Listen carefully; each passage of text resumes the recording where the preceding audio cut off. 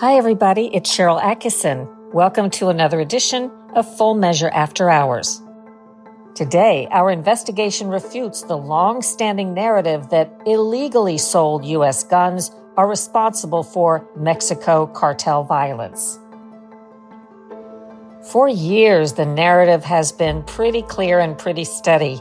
It's that lax U.S. gun laws and American gun shops are supposedly flooding Mexico with illegal weapons, arming cartels, and fueling the violence south of the border. That narrative is a key point that has long prompted advocates to push for stricter gun control. And Mexican officials, too, have pointed fingers north to here in America. But today we expose some hard facts about Mexico gun violence that I think a lot of people are going to find startling, although the data has been there in black and white for more than a decade. In the episode of my TV show Full Measure, Sunday, October 26th, John Dodson, a retired senior special agent with the Bureau of Alcohol, Tobacco, and Firearms, flips this whole narrative on its head. Dodson spent nearly 15 years tackling firearms trafficking along the southwest border and learned a lot. He reveals that it is the U.S. and Mexican governments who are major sources of guns that end up in criminal hands, not guns being illegally sold and trafficked. The U.S. government is unwittingly a large supplier of weapons to Mexico's killer cartels through a legal route. At least it starts out legal. The U.S. government legally sells these guns to Mexico, and then, once they reach Mexican government hands, the guns are diverted to violent cartels. You may recognize John Dodson's name because he's the one who blew the whistle on the government's ill-fated Fast and Furious debacle in an interview he did with me for CBS News back in 2011. The government at the time tried desperately to stop my reporting, tried to stop the whistleblowing that John Dodson was doing, denied the fact that the Department of Justice under Attorney General Eric Holder and President Obama knew full well this was going on despite their denials, and in fact, apparently were directing all of it. Ultimately, after months, the truth came out in the wash. The government had to admit that the evidence I presented and others was true. They promised to stop doing it. They apologized. And before we really got to the bottom of exactly why they were doing it and how high this information went, the Obama administration, actually President Obama, declared executive privilege, I think for the only time of his presidency, to keep us from getting those White House records that would have told us more. So some things will probably forever remain a mystery about Fast and Furious. And I might add that was not the only operation in which the U.S. was ordering its agents to facilitate the sale of weapons secretly to Mexico's drug cartels. It kind of gets forgotten as time has passed, but I uncovered numerous operations that were doing the same thing. Fast and Furious may have been just one of the biggest or the biggest, and certainly the one that got the most attention after I began reporting on it with John Dodson's help. Now, when we're talking about legally sold guns to the Mexican government and how they're ending up in the hands of Mexico's cartels, here is John Dodson.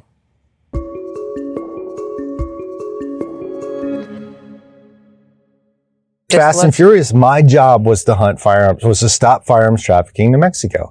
So as part of that, I want to know, okay, well, who's the top source dealer of firearms being recovered in Mexico? I used E-Trace the way I was taught to use it because it's never been a statistical engine. It's a lead generation system is what it is, right? But ATF uses it for statistics when it benefits whatever agenda they're trying to push, right? So 2009, I go to Phoenix, and I'm part of Group 7 on the Firearms Trafficking Strike Force. Well, all these guns are being recovered in Mexico. They're all U.S. sourced. Who's the top source dealer? Because that's where I want to go, right? Plug in the data. Government of Mexico. When you first saw that, do you remember, was that like a wow moment for you as well? Yeah, flabbergasted. So you must have told everybody, including your supervisors, so they knew. Yes. I've been pounding this drum for, almost 16 years now. I've brought this up to every supervisor I've had with ATF since 2009. I've taken this as far through my chain of command as I can take it. up until the day I retired. I even spoke to the highest ranking DOJ official in Mexico City and showed them this data. And nothing has changed. And like I say, my biggest problem is now that I think we are truly on the precipice of real change, where something could actually change. People don't know what they don't know. So if the current administration doesn't know, they only know what ATF tells them in regards to this. And ATF has a lot of skin in the game.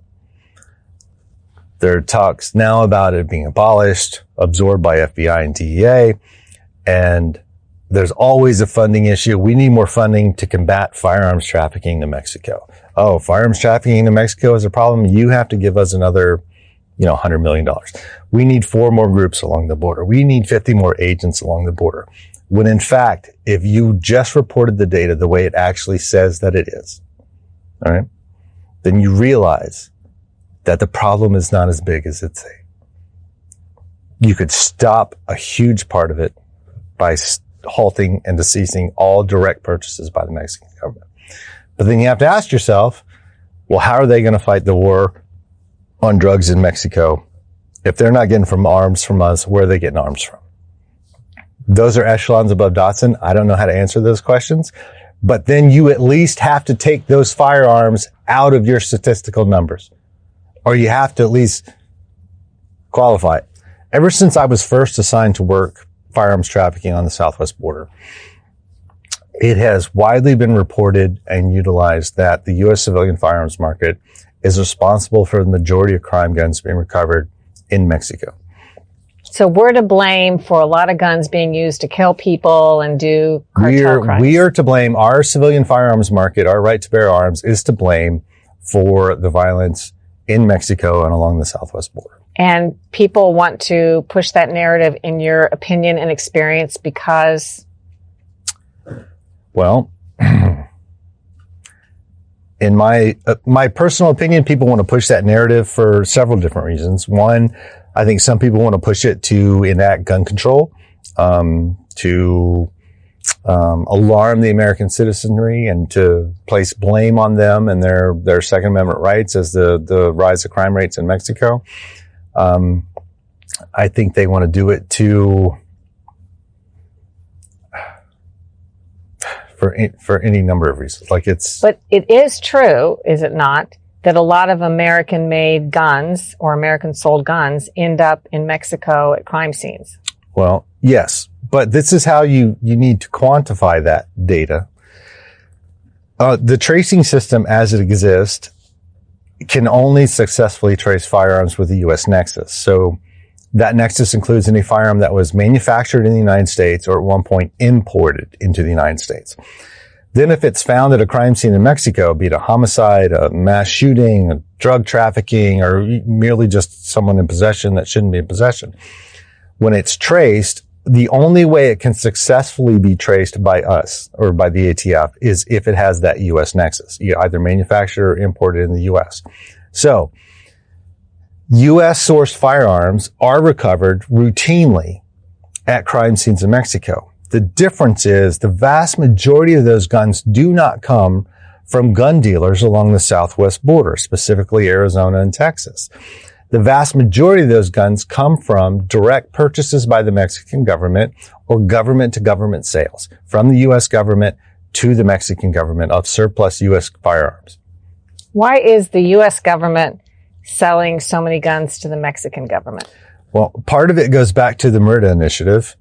When we first started telling the Mexicans, you have to do something to stop the drug trafficking coming north of the border. The Mexican authorities needed resources and funds to do that. They needed to get the equipment to combat the Mexican drug cartels. So we started funding these operations, providing them with military surplus equipment, helicopters, firearms, providing them with hundreds of millions of dollars to purchase equipment, much of that firearms. So we would give them money to purchase firearms, and as such, ATF gave or issued the different entities of the Mexican government, and as well as other Central American countries, what we called federal firearms licensees that began with a Z number. So a Z number FFL. So they could purchase directly from U.S. manufacturers. Almost like a gun shop. Almost like a gun shop. They could come in with their FFL, their Z numbered FFL, and purchase directly from a manufacturer like Colt. Like, I'm not picking on Colt, but just as an example. So then these exports are approved and licensed. ATF doesn't handle export. It used to be customs, but now custom is rolled up in HSI. So HSI or State Department authorizes the direct export of the firearms. Under the Z number FFL, the Mexican government purchased directly. There's also direct government to government sales. The U.S. military purchases X number of firearms for its stockpiles. And once those are surplus, or however many are surplus, they would sell a number of those to the Mexicans. What kind of guns are we talking about? Well, you're talking about your AR variant machine guns. You're talking about military grade machine guns, not the stuff that you and I can go into the average gun store and purchase, right? In order for you and I to buy a military grade firearm, it's an NFA weapon. So we have to pay the $200 tax. We have to do the background check, submit our fingerprints and our photographs, wait 9 months for the approval, however long it's taken now. These are military grade firearms. Like, these are right out of the gate, right out of the Connex box, ready to go to war. And we sell those to the Mexican government. Sell them directly to the Mexican government, or the Mexican government purchase them directly from the manufacturers here in the U.S. And I think, I'll go through this if you don't know, because I think we discussed on the phone. It's not easy for Mexican citizens to be able to own a gun in Mexico the way their laws work. No. My understanding is the only handgun that a Mexican citizen can own is a .38 special or lower, and it has to be certain circumstances involved in that. And I don't know the situation with rifles and shotguns, but it is in no way AR or M4 variant rifles. Do you know, does Mexico get most of its guns from the United States? Well, see, that's another thing. That data has never been released. It would be interesting to ask, when ATF reports the data, if you can go back, look through the archives for years when ATF reports this data of the firearms successfully traced. We can only successfully trace those of that have a U.S. nexus. So how many were submitted that have no U.S. nexus, that are either Chinese, Romanian, Pakistani, wherever, that have never set foot in the United States, never imported here, weren't manufactured here. So we have no clue what those firearms are. What we do know is the number of U.S. sourced firearms. And by U.S. sourced, I don't mean like it is implied by the agencies when they report this data. And this is not just the way they report it to the Mexicans. I firmly believe ATF reports this data to the administration this way as well. That when they report as U.S. sourced firearm, they do not discard those firearms that were purchased directly by the Mexican government or that were directly sold to the Mexican government by the United States government. Now, if you took those out, then what kind of numbers are you talking compared to the total number of firearms recovered? And those averages, those numbers are going to be far less concerning than what the narrative is trying to push on what it is. So the picture we're getting paints a picture that most of the guns used at crime scenes in Mexico to hurt people have been sold to the cartels somehow by American dealers.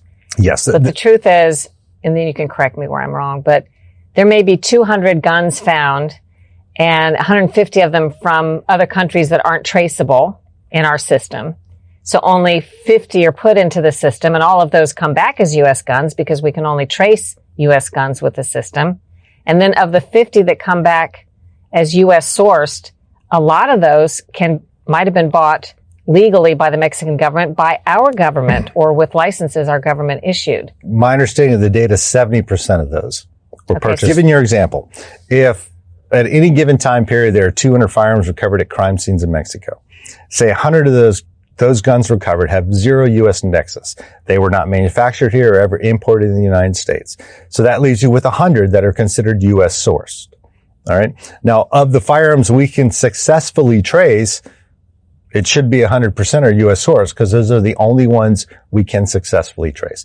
But out of those successful traces, upwards of 75% of that, all right, are direct purchases by the Mexican government from U.S. manufacturers or direct government to government sales from the U.S. government to the Mexican government.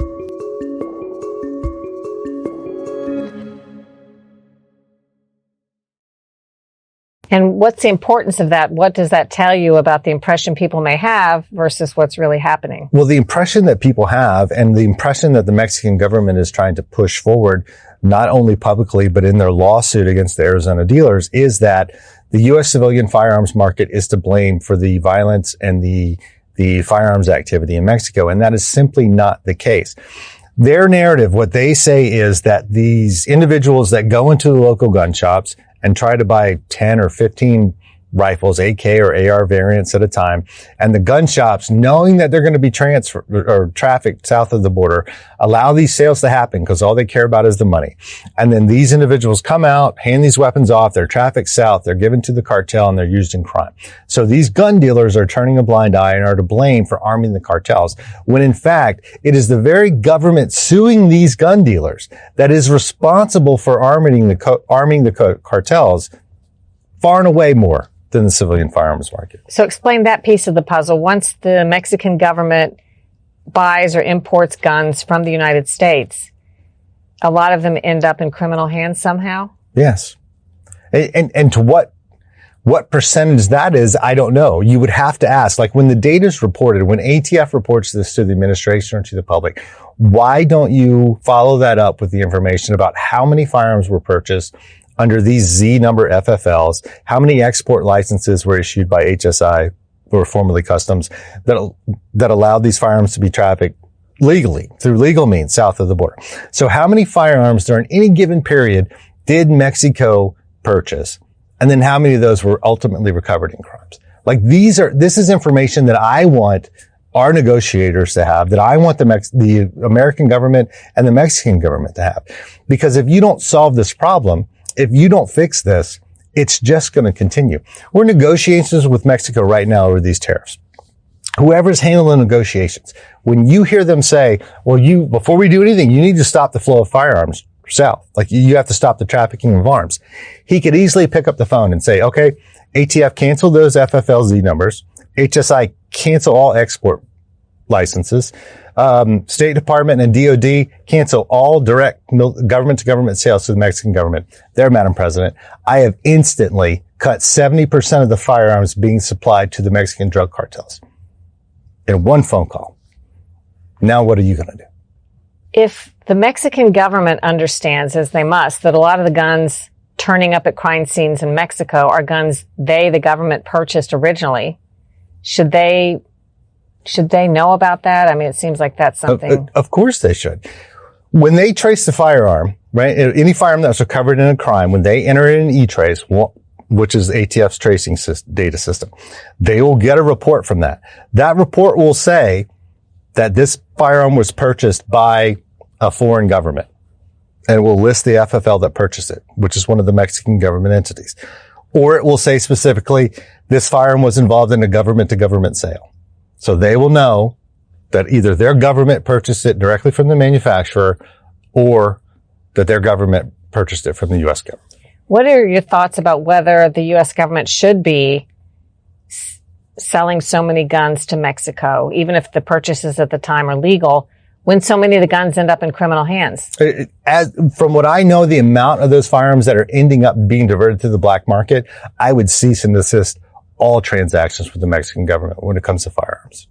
And I would ask them for a strict and thorough accounting of everything that they have purchased and where is it? What can they lay their hands on right now? Is it still in their armories? In the United States, do you think there's an implication without the proper context that we need more stricter gun laws and more gun laws to stop the flow of guns? That is part of the narrative. When everyone is coming out saying that the violence in Mexico and on the U.S. southern border is caused by the iron river of firearms flowing into Mexico from U.S. civilian firearms market, then yes, the implication there is the only way we can stop this is to restrict those gun sales in the United States.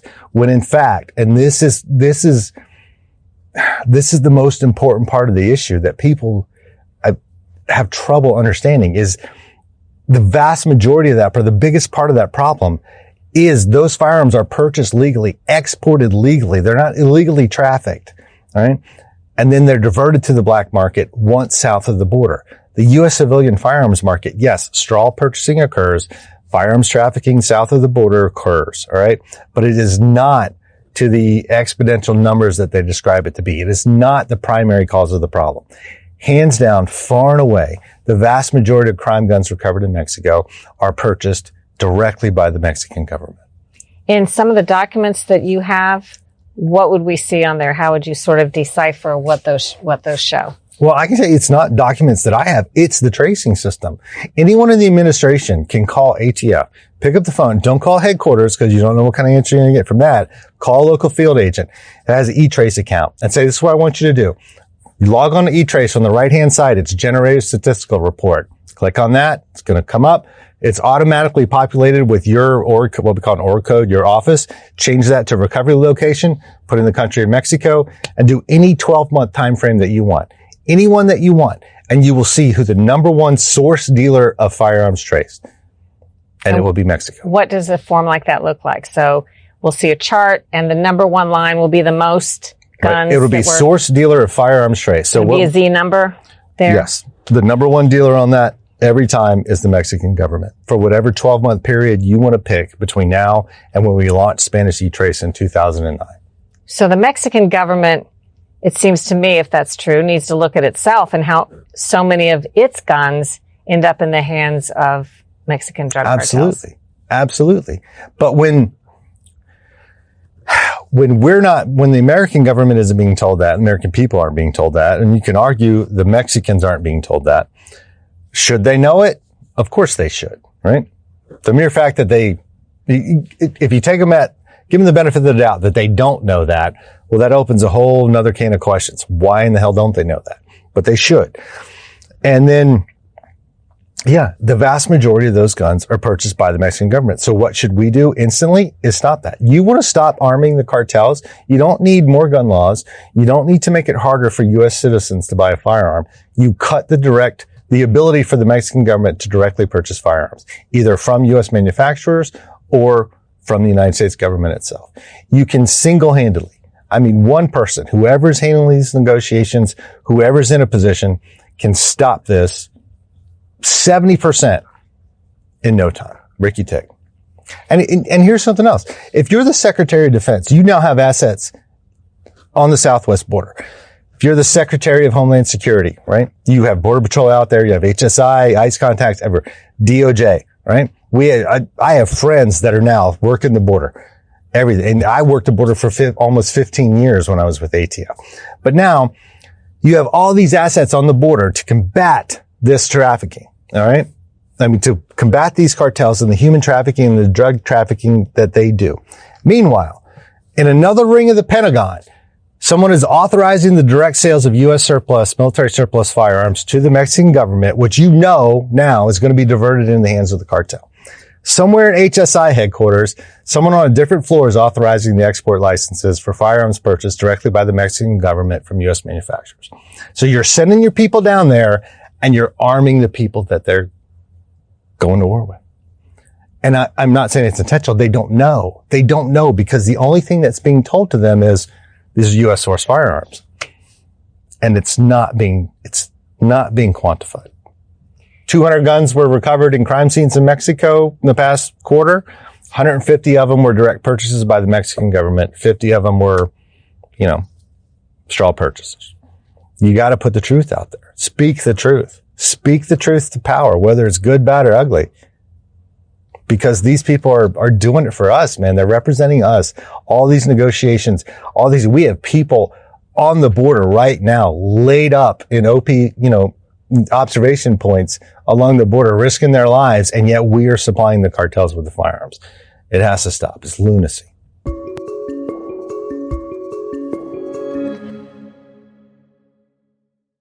I hope you enjoyed today's podcast and that you will watch for the TV news story on my program Full Measure Sunday, October 26th. You can find a list of stations and times at SharylAttkisson.com by clicking the Full Measure tab, or you can always watch online on Sunday at fullmeasure.news.